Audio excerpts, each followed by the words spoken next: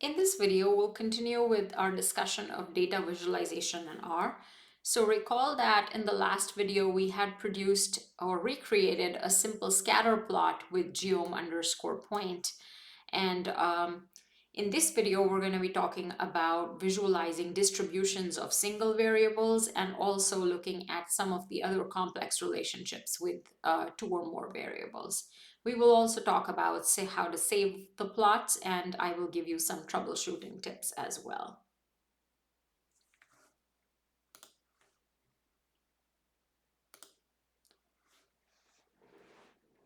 So one of the things to remember about visualizing distributions, whether you're looking at a numerical variable or a categorical variable, is to remember that the visualization itself will vary depending on the type of variables that you're dealing with. So in case it is a factor or a categorical variable, which is something that you've seen before, let's say these are car manufacturers, or these are this is the type of drive of a vehicle, whether it's a four-wheel drive or a front-wheel drive, things like that. Basically, categories that are limited in nature, those are the variables that are called factor or categorical variables. And these are very different than numerical variables that can take continuous or discrete values. So the visualization will vary based on the type of data that you have at hand. Now, a bar chart is usually selected to examine the distribution of a variable that is a factor variable or a categorical variable. So let's try to understand how we can apply that to our data set, which is Palmer penguins, okay, or the penguins data set. So this is again part 2 of the video. So in case you haven't followed the previous video, you might want to go back and then follow along. But here we can see that it's very easy to create such a bar plot. So let's see, this is the bar plot, and we have the species of the penguins in Antarctica on the x-axis, and the y-axis is actually displaying the number of those species in our data set, right? So we can see that the Adelie penguin these are more than 150 in number. Then the chin strap is somewhat less than 75, and then the Gen 2 penguins are somewhere around 124. Okay, so how do we create such a chart? We don't have to do much other than really just specify in ggplot the data. Remember, there were 3 elements of the ggplot, so we have to supply the data, which is penguins. Then we have to specify the aesthetics. Now, we don't really need to specify the y variable here because we are creating a bar plot, and a bar plot will just automatically count the number of values within each species, right? So if we are specifying our x variable to be a categorical variable, which is these 3 species of penguins, then we don't need a y variable here, right? So our aesthetics are specified, and then we're going to close out that parentheses. And then after the plus sign, we are going to use a geometry, which is called geom_bar, which stands for a bar plot, okay? So remember that you have to give it an empty parentheses eventually. Okay, so this is what this will create. This code will create, and you can practice that. Now, it's sometimes nice to not have these bars all over the place, but actually have these in descending order of the count, right? So in that sense, we can reorder the bars, and we can do so. Once we do so, the graph is going to look like this, where you can see that it's Adelie penguins are the most in our data set, followed by Gen 2 penguins, followed by chin strap. The only thing you need to change in the code is that instead of writing x equals species, you're going to use factor underscore infrequent, which is basically going to work on the count of species and create this graph in descending order of counts. Okay, so nothing else is changing, but this is just good because it's aesthetically pleasing and easy to understand.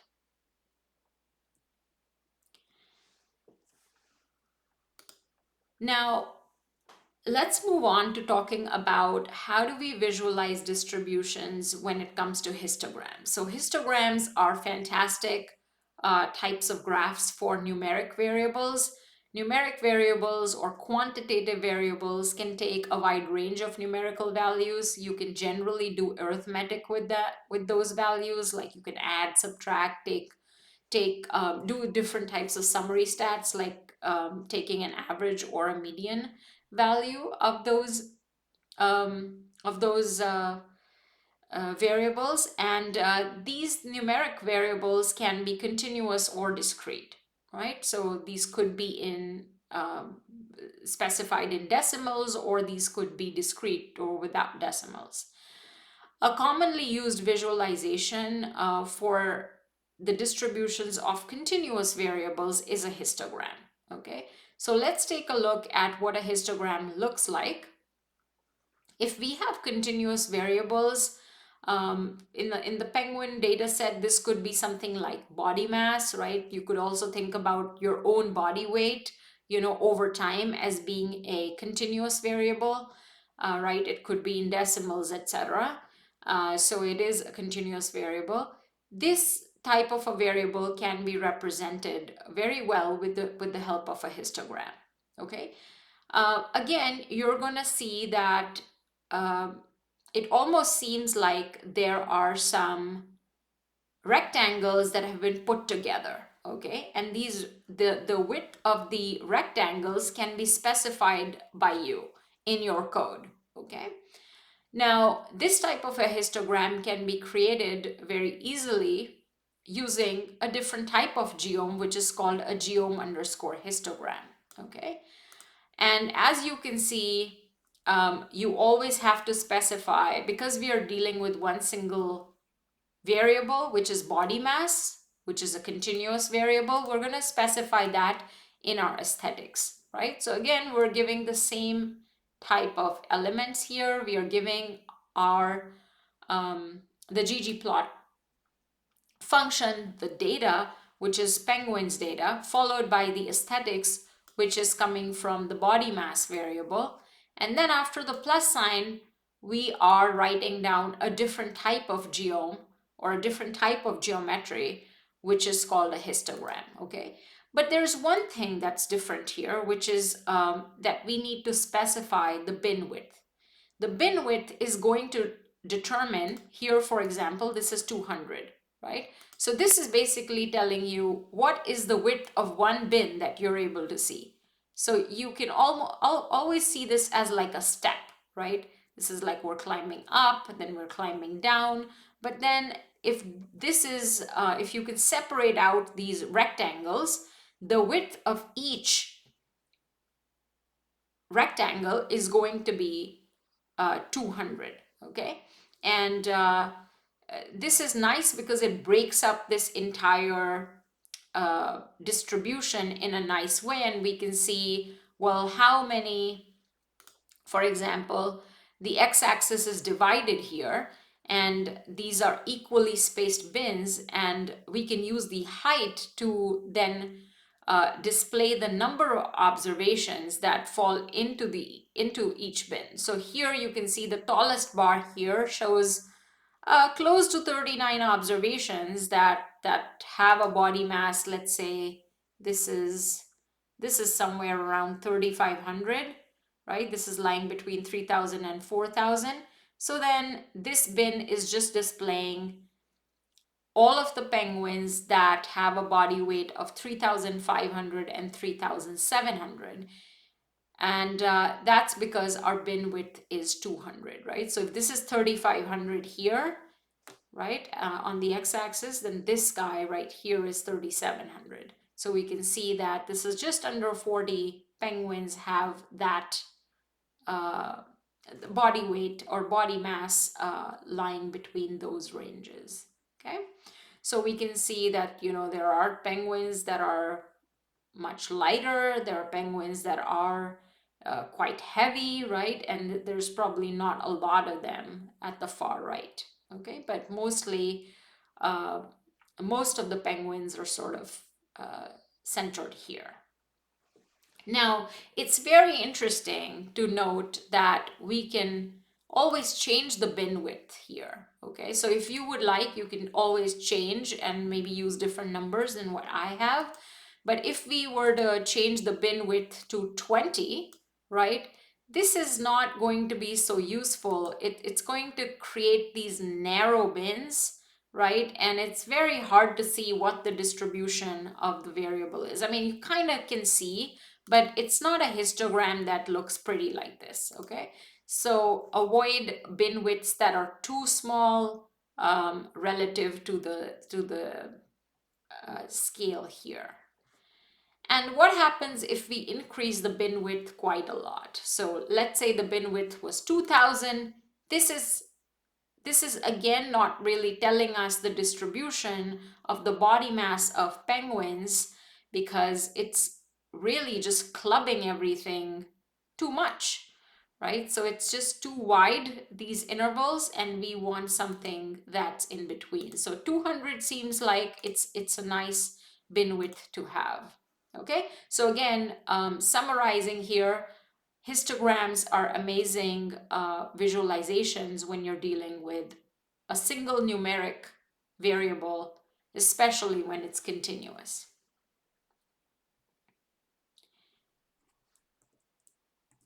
Now, you can also plot numerical variables using an alternative visualization, which is called a density plot. This is just a smoothed out version of a histogram, and it's a nice practical alternative when you're dealing with continuous data such as body weight. Okay, now it's cool to look at because it's almost like you're dropping a cooked spaghetti string over the histogram that you saw. So for example, here was the histogram that we had. Imagine dropping a cooked spaghetti over this, and you're going to basically end up with something like this. Okay, this is really nice because you can quickly understand the shape of the distribution, and you can also understand the modes and the skewness of the variable under consideration. It's very easy to create this. Okay, the only thing you need to specify here, apart from the data and the X aesthetic, is another geometry, which instead of using bar, you're just going to replace that with density. Okay, and instead of histogram, we are replacing that with density, and we don't need to specify any bin width because we don't really have any bins here. Okay, so this is what it looks like. And then again, it's showing that most of the penguins are sort of most of the penguins have a body weight which is between 3,500 and 4,000 grams.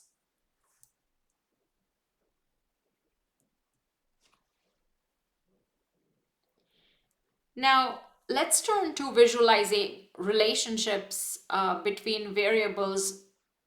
These could be different variables, but we at least need two variables whenever we are trying to understand a relationship between in our data. Okay, so we can use either box plots or density plots to understand this.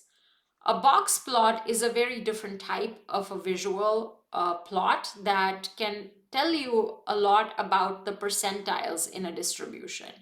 It is very useful for identifying potential outliers, and box plots or color-coded density plots, which I will show you in a second, are really great when you're trying to compare or trying to find the relationship between a numeric variable and a categorical variable. Okay, so let's try to look at a box plot here. Now notice that on the x-axis, we have a categorical or a factor variable, which is called species. Now, species are limited in number, right? These are only 3 in our data set, Adelie, Chinstrap, and Gentoo, right? And then on the y-axis here, we in fact have a numerical variable called body mass.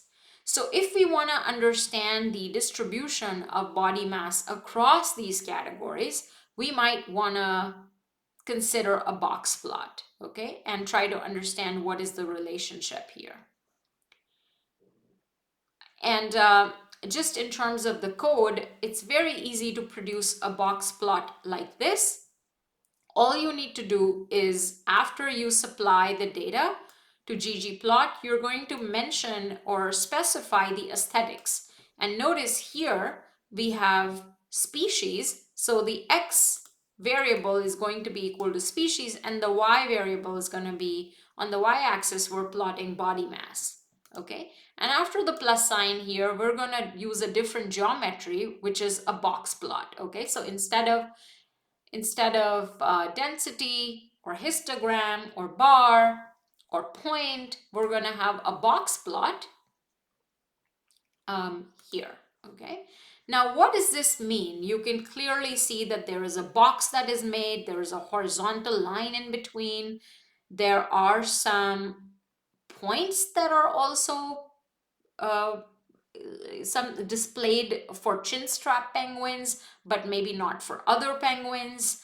And there is this vertical line that is stretching from the 2 ends of the box. Okay, so let's try to understand what this means. The box that you see, because of that's the reason why it's called a box plot, because you're going to always see those boxes. The box is displaying the range of the middle half of the data. Okay, so it's basically plotting all the observations that fall into the 25th to the 75th percentile. Okay, so it is basically plotting a distance called the inner quartile range, or the IQR. Okay, the line that you see in the middle, this line, okay, that is the median, or the 50th percentile. Okay, and together these can tell you a lot about the spread of the distribution and tell you whether the distribution is symmetric about the median or it is skewed to one side, right? So here you can see sort of the median sort of falls in between, maybe for the Adelie and Chinstrap penguins, but not for the Gentoo penguins, right? So it seems like this is the median and there's a lot more data here than here, okay, than on the top than at the bottom. Okay, so it does seem like Gentoo penguins seem to be larger on average. Okay, so that's what that means. And where you see visual points, those points that we saw just for the chinstrap penguins, these are displaying observations that fall more than 1.5 times the interquartile range from either edge of the box. Okay, so in other words, these are points that are outlying observations, right? So these are not what you would observe regularly or generally or usually for this chinstrap penguin, but these are outlying observations. So it's very nice. It's a nice visual because it gives us so much information about what the median, for example, what the outliers are in chinstrap penguins, what the interquartile range is for the different penguins and different species of penguins, and also it tells us what is the median body mass for the penguin. So it seems like this is pretty similar, right? Adelie and chinstrap. And if we go back to kind of look at the data set and we look at the picture, it seems like the Adelie and the chinstrap penguins should weigh about the same. on average, or the median should be the same. We can't tell until we look at the data, but it's still nice to look at it. Okay, so going back here,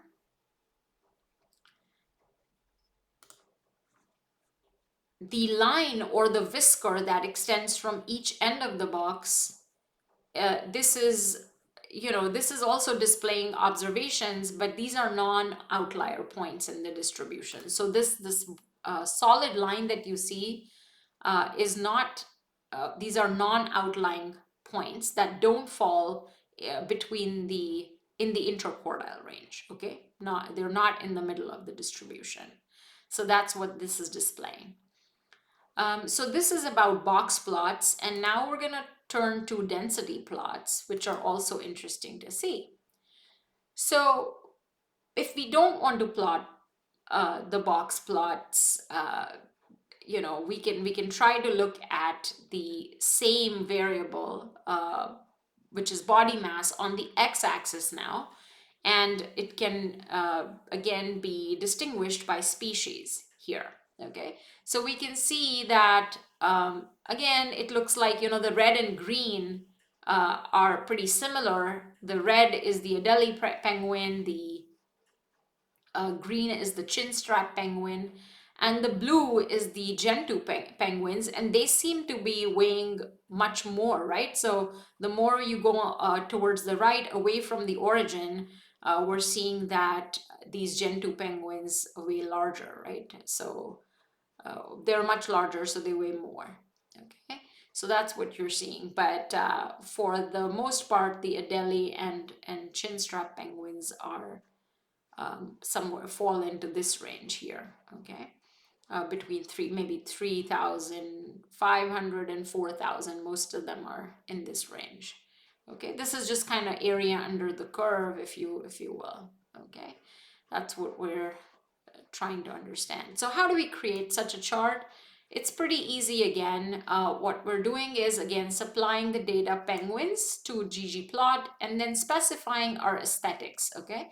Now, in the aesthetics, what we want to do is we want to write body mass, which is going to go on the x-axis, but we want to color this by species, okay? So this is the distinction we're making while specifying our aesthetics, okay?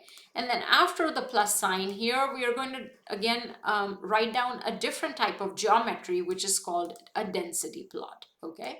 And again, you can keep this blank, or you can put the line width if you like something that looks a little bit darker, thicker, for example. Not darker, but thicker, for example, so you can see it easily. But it's not necessary. You can do without line width as well. You can modify this a little bit and produce a chart like this, which sort of shows you the area that falls under the curve. And for this, you will specify another type of aesthetic, which is fill equals species. So you're just filling the color here. And within the geom underscore density parentheses, you're going to say alpha equals 0.5. And this is going to control the transparency of this, of the blue, red, and green colors that you see here. So you can try with different values at home. If you want to increase this to, let's say, 0.9, try and see what happens to this graph, okay? It's just going to get darker. So it's cool to check these things out and play with it a little bit.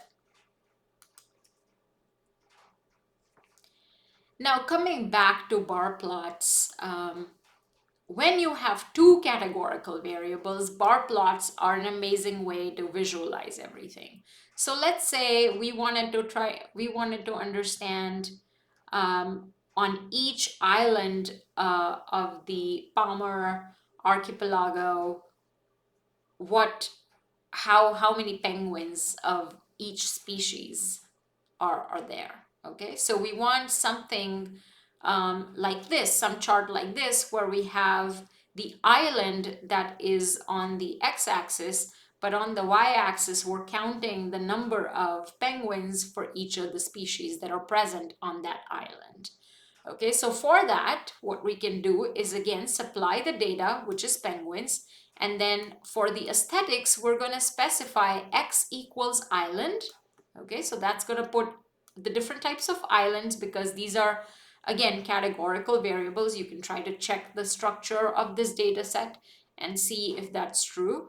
And then you can say fill equals species. So what fill is doing here is that it's going to count the number of species by island. Okay, so that's what's going on here. So as you can see, there's one island where you only find Adelie penguins and not the other types.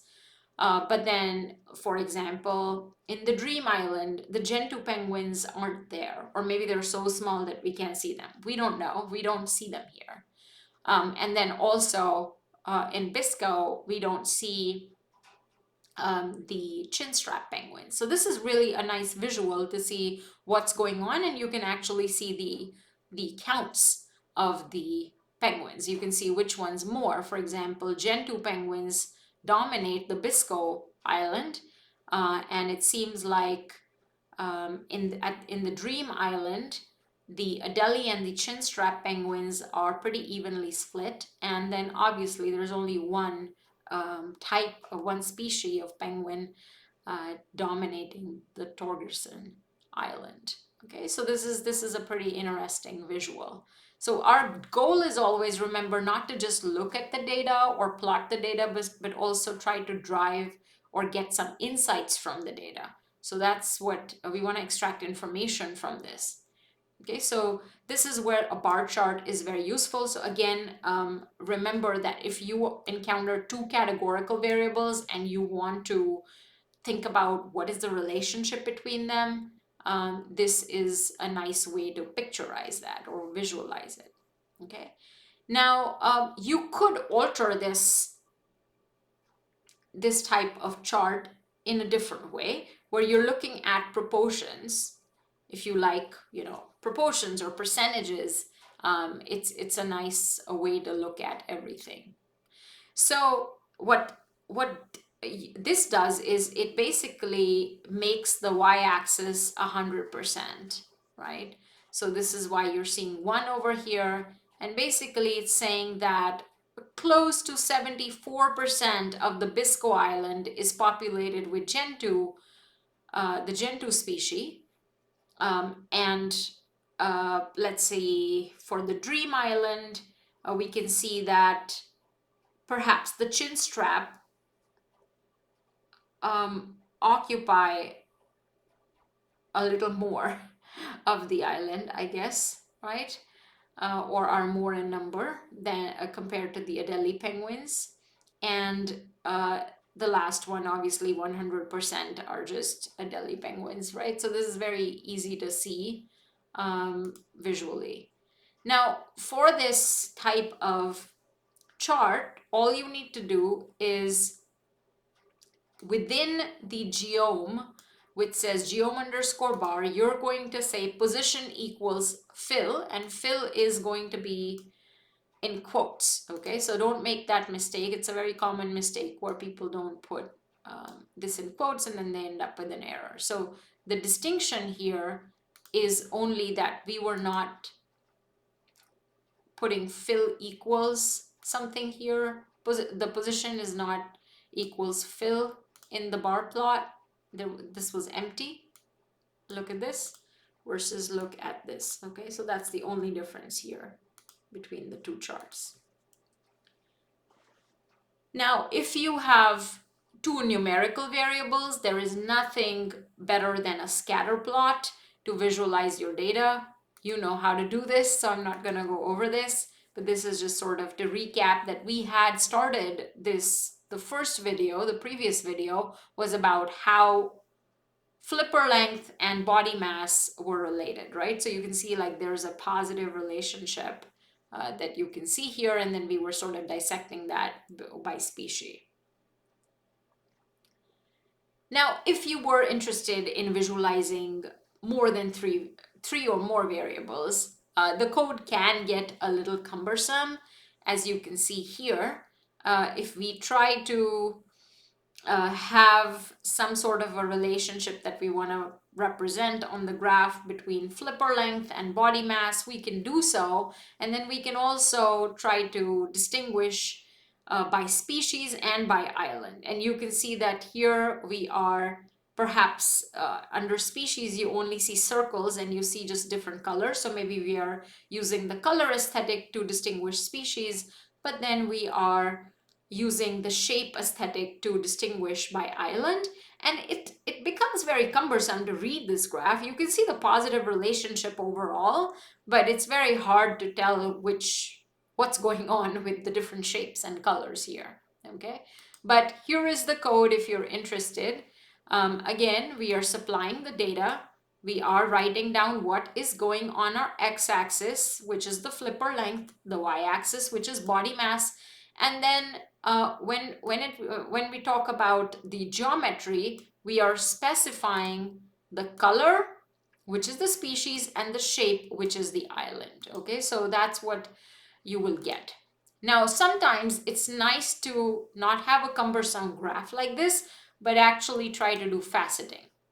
Now, if you were interested in the relationship between flipper length and body mass across these islands, right? And we know that not every penguin is there in on every island, then we can try to basically create different charts for different uh, islands. Okay, so for this, our code sort of remains the same. The only thing we need to add towards the end after that plus sign is a facet underscore wrap function. Okay, and this is going to create small multiples of whatever categorical variable you specify here. And because this is a categorical variable and it is sort of a model, you have to write a tilde sign before the categorical variable for this to work perfectly. Okay, so here notice that our categorical variable or our factor variable was island, and we want to specify for each island the relationship between flipper length and body mass. That's why we end up saying facet wrap on island. Okay, so you can do this on your own for different types of variables. So with faceting, we are able to look at the relationship between flipper length and body mass across the species and across the island. So you can see that a lot of stuff is going on here. Okay, and you can see that very positive relationship in the Bisco Island, as well as the Dream Island, as well as the Torgerson Island.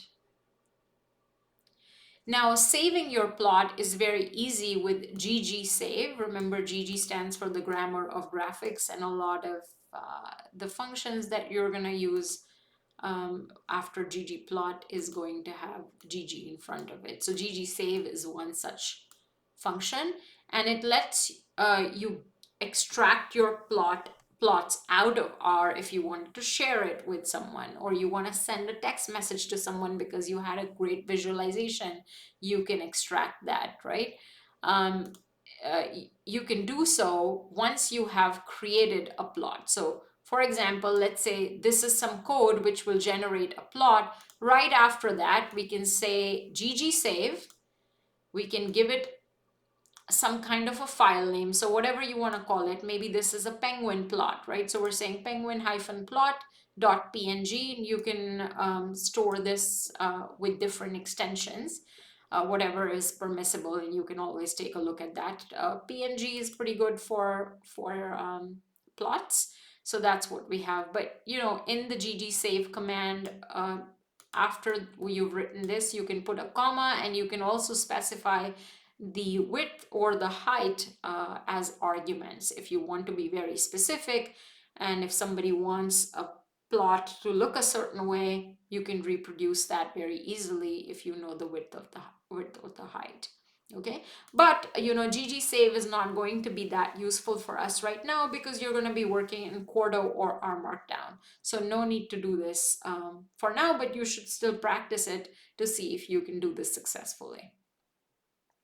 Now, it is very common to face problems when you're working with ggplot.